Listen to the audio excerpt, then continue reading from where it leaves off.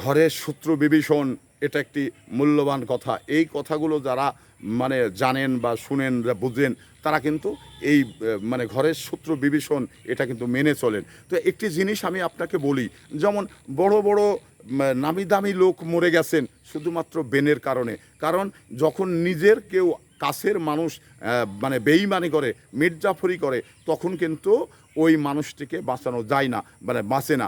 যেমন নবাবের সঙ্গে গাদ্দারি করলেন মির্জাফর, এটা কিন্তু আপনারা জানেন। তো আইতুল্লাল খামানির সঙ্গে যে মির্জাফরি করলেন আপনার সৌদি বা ওই কুয়েত, এরা মানে মুসলমান কান্ট্রি, তো তারপরেও একজন মুসলমানের সর্বোচ্চ নেতা আজকে এইভাবে আমাদের মাঝ থেকে চলে গেছে। এটার দায়ী কিন্তু আমরা মুসলমান রাষ্ট্রগুলো, ইহুদি না। কারণ ইহুদি আমাদের প্রতিপক্ষ, ইহুদিকে আমরা সবসময় টার্গেট রাখি, কিন্তু একজন মুসলমান রাষ্ট্রকে, একজন মুসলমান শাসনকর্তাকে কখনো কিন্তু আমরা টার্গেট করি না। যার কারণেই আইতুল্লাল খামানি আজকে আমাদের মাঝে থেকে চলে গেল। দেখুন, এই আইতুল্লাল খামানি আমাদের মাঝ থেকে চলে যাওয়ায় আমাদের পাঁজরটা ভেঙে গেছে। কারণ মুসলমান সারা বিশ্বের মুসলমানের যে নেতা, সেটা কিন্তু অস্বীকার করার কিছু নেই। কারণ উনি এই মুসলমানের পক্ষে হয়ে যেভাবে হুমকার দেন, ইহুদিদের যেভাবে মানে দাবকি মারেন, এটা আর কোনো নেতা আছে বলে আমার মনে হয় না।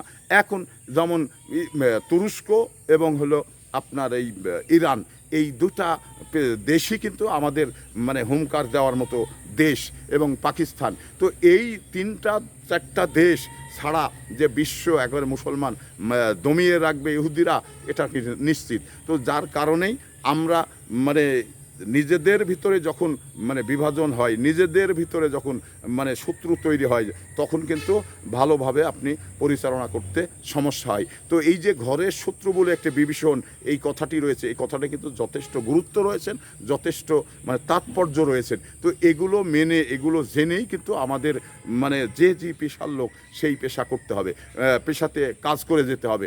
হয়তোবা আপনার যখন নিজের কাছের মানুষ শত্রু হয়ে যাবে, তখন কিন্তু আপনাকে ওই জায়গায় দাঁড়া থাকতে দিবে না, মানে আপনাকে প্রতিহত করবে। তো এই জন্যে আমরা সবসময় মনে করতে হবে বা বুঝতে হবে যে আমাদের মানে শত্রু রয়েছেন, আমরা মানে যে কোনোভাবে অ্যাটাক করতে পারে, যে কোনোভাবে মানে কাছের মানুষ আপনার মৃত্যুর দিকে ঠেলে দিতে পারে, এটা কিন্তু নিশ্চিত। কারণ দেখুন, নবাবের সাথে একই সঙ্গে থাকছিলেন মির্জাফর, এটা কিন্তু দূরে থাকতেন না, তার কাছেই সবসময় থাকতেন। অথচ সেই নবাবকে মারার জন্যে মানে সর্বোচ্চ চেষ্টা করে নবাবকে মেরে ফেললেন। তো এটা আসলেই আপনাদের দূরের যে বিষয়টি, সেটা কিন্তু মানে দূরে যারা আছে তারা কিন্তু আলাদাভাবে ভাবতে হয়।